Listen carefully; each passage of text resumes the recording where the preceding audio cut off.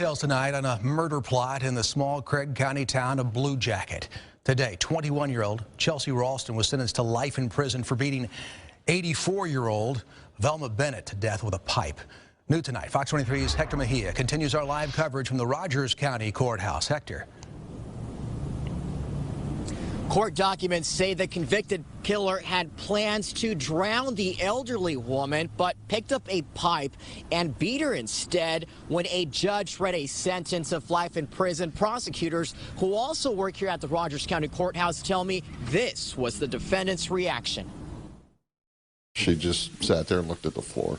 She's a fairly cold-hearted person. A life sentence with the possibility of parole in her late 80s. It's the punishment a judge gave 21-year-old Chelsea Ralston on Friday, convicting her of the beating death of 84-year-old Velma Bennett. She was asked whether or not the victim had cried out when she hit her, and when she answered that question, she smiled and said no. Ralston was not eligible for the death penalty because she entered a blind plea. Bennett fed and had allowed Ralston and her then boyfriend Charlie Adams live on her property for 2.5 weeks. But on a summer night back in 2015, Ralston killed her with the plans of robbing her. She was a real good friend. She was a good neighbor, hard-working woman. She had grandchildren.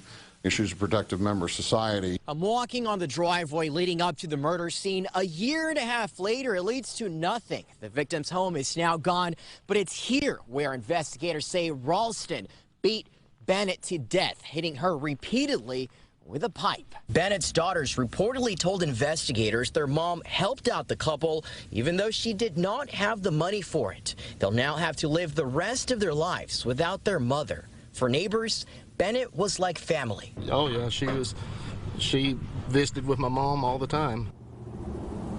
And that neighbor you just heard from found the couple just minutes after the murder. He'll describe that chilling scene in my next story on Fox 23 News at 10.